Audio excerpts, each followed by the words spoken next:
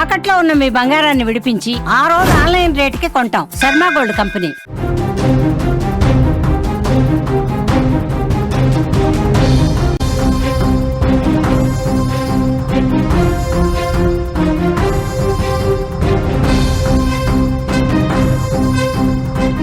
రాఖీ పండుగ అంటే ఆనందం, ఉత్సాహం. కానీ మహబూబాబాద్ జిల్లా కేసముద్రం మండలంలో జరిగిన ఒక విషాద ఘటన అందరి గుండెలను పిండేసింది.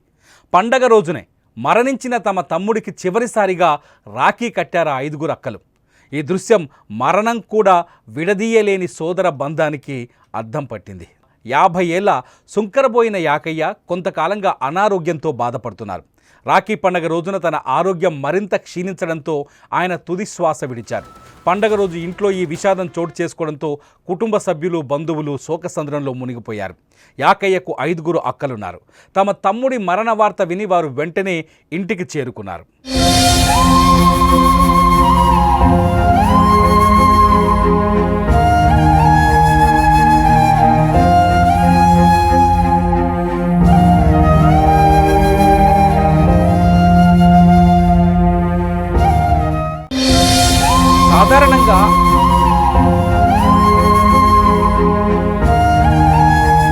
సాధారణంగా ఆనందంగా, ఉత్సాహంగా జరుపుకునే రాఖీ పండగ యాకయ్య మరణంతో ఆ ఇంట్లో కన్నీళ్లను నింపింది.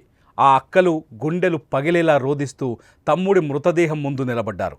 ఆనందంతో జరుపుకోవాల్సిన రాఖీ పండగ కన్నీటి వీడుకోలుకు వేడికైంది. ఈ పండుగ రోజునే మమ్మల్ని ఒంటరి చేసి వెళ్ళిపోయావా తమ్ముడు అంటూ ఆ అక్కలు రోదించిన తీరు చూసి అక్కడున్నవారు ఎవ్వరూ కన్నీళ్లు ఆపుకోలేకపోయారు. మరణం కూడా విడదీయలేని సోదర బంధానికి ఈ ఘటన ఒక ఉదాహరణగా నిలిచింది. పండగ రోజున తమ తమ్ముడికి చివరిసారిగా రాఖీ కట్టి తమ ప్రేమను చాటుకున్న అక్కల ఆవేదన అక్కడ ఉన్న ప్రతి ఒక్కరిని కదిలించింది. అంత్యక్రియలకు హాజరైన బంధువులు, గ్రామస్తులు కూడా ఆ దృశ్యం చూసి కన్నీటి పర్యంతమయ్యారు. ఈ హృదయ విదారక ఘటన గురించి మరిన్ని వివరాలను మా ప్రతినిధి మధు అడిగి తెలుసుకుందాం. మధు, అసలు ఏంటి యాకయ్యకి ఏమైంది? సడన్గా రాఖీ పౌర్ణమి రోజే అతను కన్నుమూయాల్సిన పరిస్థితి ఎందుకు వచ్చింది? మహబూబాబాద్ జిల్లా కేసుంద్రం విలేజ్ స్టేషన్ లో ఒక హృదయ విదారక ఘటన చోటు చేసుకుంది. రాఖీ పండుగ రోజునే యాకయ్య అనే వ్యక్తికి మొత్తం 4 అక్కలు, ఒక చెల్లె ఉన్నారు.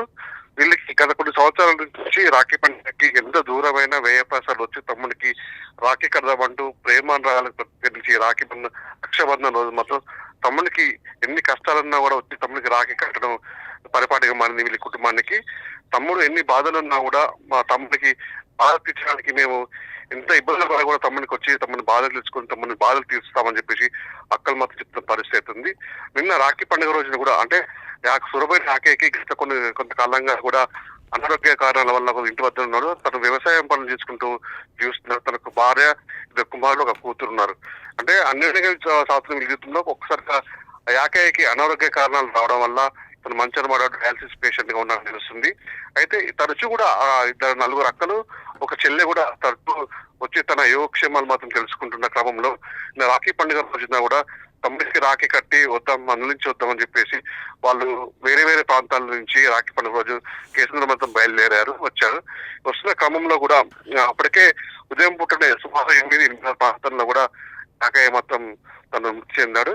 ఈ విషయాన్ని దాచి కూడా వాళ్ళ అక్కలకు మాత్రం ఉన్నటువంటి బంధువులు ఎవరు కూడా వారికి సమాచారం అందించలేదు. తీరా కొన్ని క్షణాల్లో తమ్ముడికి రాఖీ కడదామని చెప్పేసి ఆతృతతో స్వీట్ తోని రాఖీలు పట్టుకోవడం తమ్ముడికి కడదాం వచ్చిన ఆనంద క్షణంతో వాళ్ళకి ఆదరైపోయాయని చెప్పుకోవచ్చు. ఎందుకంటే కొన్ని సంవత్సరాలుగా తమ్ముడిని చిన్నప్పటి నుంచి ఎంతో గాఢంగా పెంచాము, తమ చేతుల మీద పెంచాము. ఏ కష్టం వచ్చినా మాకు చెప్పుకునేవాడు, మాకే కష్టం వచ్చినా తనకు చెప్పుకునేది, ఒకే అల్లరి ముద్ర తెప్పించుకున్న తమ్ముడిని అని వాళ్ళ మనసులో ఒక ఆవేదన పూర్తంగా వాళ్ళు స్వగ్రామానికి చేరుకున్నారు. ఈ క్రమంలో వచ్చి రాగానే తమ్ముడా అని పిలువబోయి తమ్ముడికి ఏమైందని చెప్పేసి గుండెలు అవిసేలా హృదయ విదారకంగా వేడుస్తున్న పరిస్థితి అతను చూపాలని మాత్రం అందరినీ కష్టం చెప్పుకోవచ్చు. ఎందుకంటే రాఖీ కడదానికి వచ్చిన 4 అక్కలు, ఒక చెల్లె మాత్రం అయ్యో తమ్ముడా, అయ్యో అన్న అంటూ ఏమైందని నీకు, బాగానే ఉన్నావు కదా, రాఖీ ఇప్పుడు ఎవరికి కట్టాలా, మేము ఏంటి మా పరిస్థితి, మా బాధలు ఎవరికి చెప్పుకోవాలని చెప్పేసి కలిసి వేసిన సందర్భం మాత్రం అక్కడ అందరినీ కలిసి వేసింది.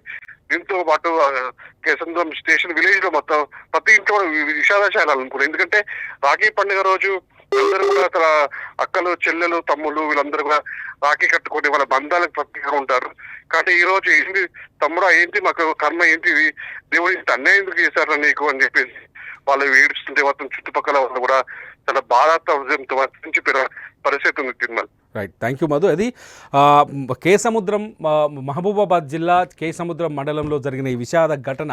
రాఖీ పౌర్ణమి రోజు ఎంతో సంతోషంగా తమ్ముడితో గడపాలని, తమ్ముడికి రాఖీలు కట్టి తమ బంధుత్వాన్ని, తమ సోదరి భావాన్ని చూపించాలని ఆ అక్క చెల్లెలు ఎంతో ప్రేమతో అక్కడికి వచ్చారు. కానీ ఇంటికి వచ్చేలోపే, అంటే ఇక్కడ మనం ఆలోచించాల్సిన విషయం ఏంటంటే, అక్కలు ఎంతో ప్రేమతో రాఖీలు తీసుకొని, స్వీట్లు తీసుకొని, తమ తమ్ముడు అనారోగ్యంతో ఉన్నాడు, అతనికి ఒక ఓదార్పునివ్వాలి, అతనికి భరోసానివ్వాలని వచ్చారు ఆ సోదరీమణులు. కానీ వచ్చేలోపే ఆ తమ్ముడు ఆ అక్కల్ని వదిలేసి, ఈ లోకాన్ని వదిలేసి వెళ్ళిపోయాడు.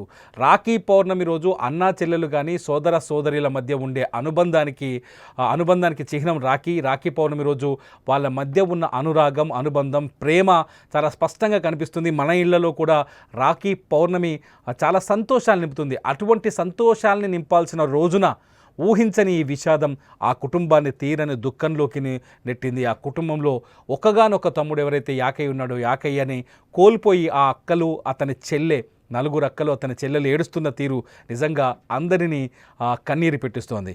రాఖీ పౌర్ణమి రోజే ఈ సంఘటన జరగడం నిజంగా ఆ బాధను కలిగిస్తుంది. 2 రోజుల క్రితమే చూసాం, ఖమ్మంలో తమ్ముణ్ణి కోల్పోయిన రోడ్డు ప్రమాదంలో తమ్ముని కోల్పోయిన ఒక అక్క అతని మృతదేహానికి రాఖీ కట్టింది. సేమ్ సిచ్యువేషన్ ఇక్కడ కూడా మహబూబాబాద్ జిల్లాలో కూడా 5 అక్క చెల్లెళ్ళు, తమ్ముడు ప్రాణంతో ఉంటాడు, తమ్ముడు తమ కోసం ఎదురు చూస్తారని వచ్చిన ఆ అక్క చెల్లెళ్ళు తమ్ముడు మృతదేహాన్ని చూసి తట్టుకోలేకపోయారు. అతని మృతదేహానికి, అతని చేతికి, మరణించిన తర్వాత అతని చేతికి రాఖీలు కట్టి కన్నీటి నివాళి అర్పించారు. మా తమ్మిని ఎన్నుకొని కూర్చోమయ్యా, అయ్యా మా తమ్మిని రాకెట్టుకుంటే కూర్చోమయ్యా, అయ్యా మా తమ్మిని కుడుకలు కట్టుకుంటా కూర్చోమయ్యా, అయ్యా తమ్ముడా తమ్ముడా, ఓ తమ్ముడా ఏం కార్యం చేసుకున్నా తమ్ముడా.